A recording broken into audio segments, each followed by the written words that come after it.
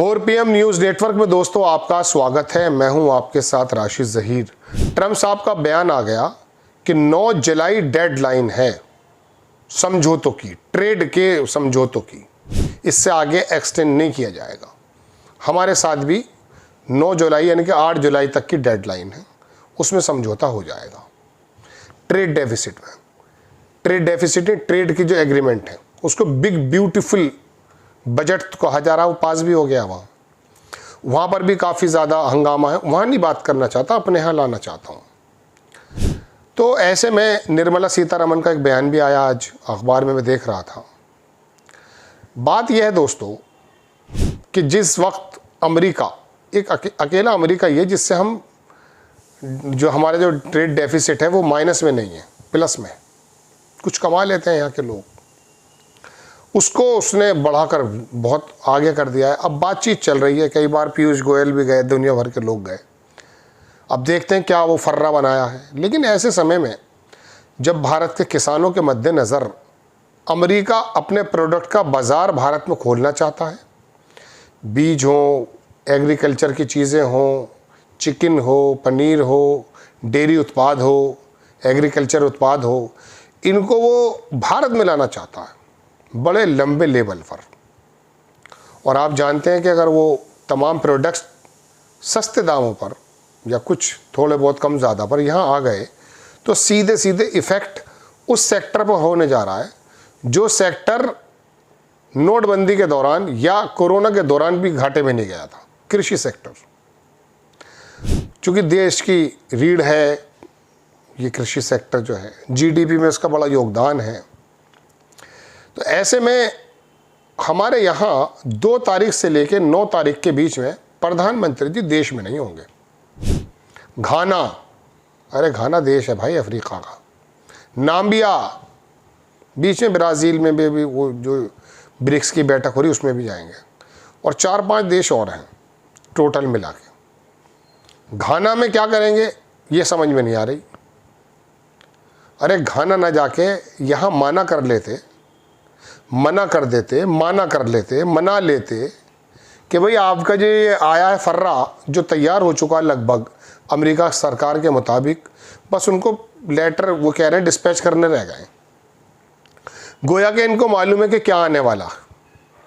अब अगर इनके पक्ष में आने वाला होता यानी कि सरकार के पक्ष में, तो फिर हंगामा उतर रहा होता, होर्डिंग्स लगे होते। नोएडा का वो नौसिखिया एंकर आपके सामने ट्रेड डेफिसिट की बात कर रहा होता, बता रहा होता अर्थव्यवस्था के बारे में, पढ़ा के ग्रोक से। उसको वैसे कुछ जानकारी नहीं है, उसको सिर्फ राजनीतिक जानकारी है। खेत में बैठ करके सत्य कथा पढ़ी उसने पूरबिये ने और वही बात उसको बोलता है। वो फाइनेंस के बारे में उसे नहीं आता कुछ भी बोलना। रवीश कुमार हो या अजीत अंजुम या कोई भी इस तरह के पत्रकार जो देश के अंदर बड़ा नाम कमा चुके हैं और अच्छा उन्होंने प्रतिनिधित्व भी किया है कमज़ोर लोगों का, उन्हें फाइनेंस का नहीं मालूम है कुछ भी। उनको क्या मालूम? चूँकि हिंदी पढ़ ली थी, वहाँ लाइट गई हुई थी, सुबह सुबह शोज के लिए उठना पड़ता था, सत्य कथा अंग्रेजी हिंदी का अखबार ये पढ़ लिया करते थे, खाली थे, लाइट आती नहीं थी, दिन भर कॉमिक्स पढ़ लिए, ये छोटे छोटे किताबचे पढ़ लिए, तो हिंदी तो बहुत शानदार हो गई। थोड़ी राजनीतिक समझ भी अच्छी हो गई, इसमें कोई दो राय नहीं, राजनीतिक समझ है। लेकिन उससे हासिल क्या है? बिहार को सिर पर रख के 24 घंटे घूमने लगो आप, यहाँ पे इतनी सीट, यहाँ पे इतनी सीट, बड़ा परसेंटेज आता है। मैं अपनी बात पे आऊँगा, लेकिन एक छोटी सी बात बताना चाहता हूँ। न्यूज़ 24 में एक पत्रकार है, वो यूँ बैठा रहता पेन लेके। जब सुधीर चौधरी थे जब देखता था मैं यूँ करके, उसके स्टाइल ही दूसरे हैं। और वो उसको बिठाते हैं, उसको लगता ही बताते ये हैं कि ये बड़ा राजनीति का ज्ञाता है। मैं उसका एक प्रोग्राम देख रहा था। उसके प्रोग्राम में क्या हुआ दोस्तों कि मैंने देखा यार ये प्रोग्राम मेरा कहीं सुना हुआ लग रहा है।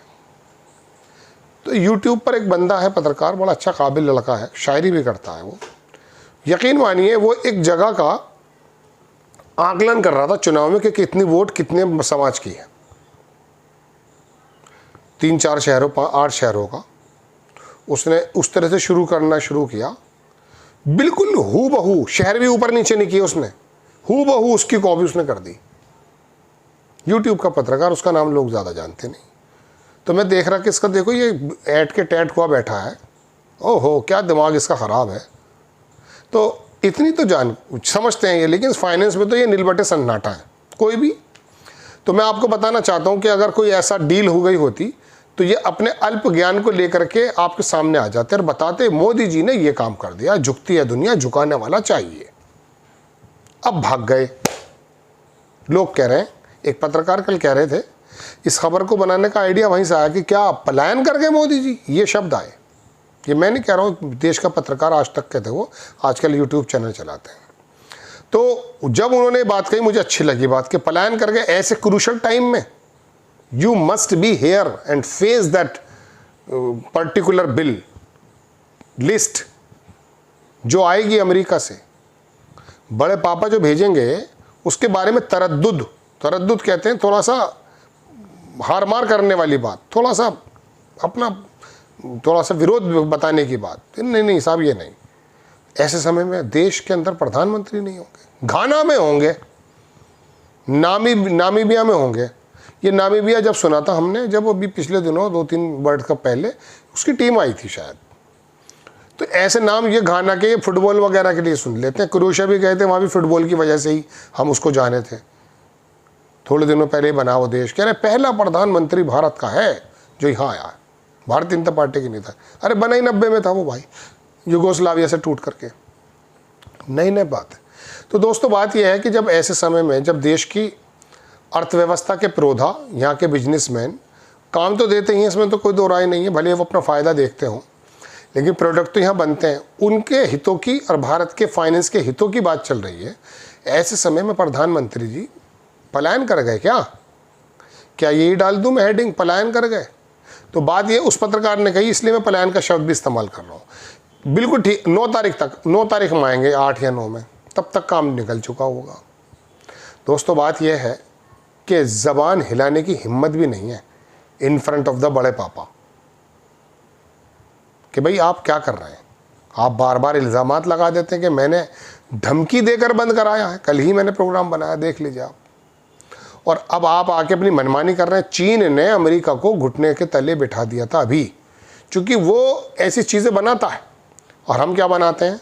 यात्रा बनाते हैं, रथ यात्रा, जुलूस निकालते हैं, कांवड़ यात्रा पे फूल बरसाते हैं, मस्जिदों के नीचे मंदिर के अवशेष ढूंढ के ले आते हैं, एक सीओ कंधे पे गदा रख करके संभल में घूमता है। ये हम काम करते हैं। और वहाँ क्या चल रहा है साहब? वहाँ कुछ और चल रहा है। वहाँ एलन मस्क सामने आ गए कि ये जो आप बजट पेश कर रहे हैं क्या कर रहे हैं। जब हमारे देश के मुखिया देश में नहीं होंगे और निर्मला सीतारमण हिंदी ज़्यादा बोलती नहीं है, वो मेरी समझ में ज़्यादा आता नहीं, मतलब आम दर्शकों की समझ में नहीं आता। बताइए किसके सहारे छोड़ कर गए मोदी जी? घाना, नाम्बिया, ज़रा आ जाइएगा वापस, बाद में कर लेंगे हम जिंगा लाला हुर्र, अभी रुक जाइए भाई। आपको खबर अगर अच्छी लगती है जनाब, चैनल को सब्सक्राइब भी करें, शेयर भी करें। नेक्स्ट टाइम किसी खबर के साथ हाजिर होता हूँ। जय हिंद।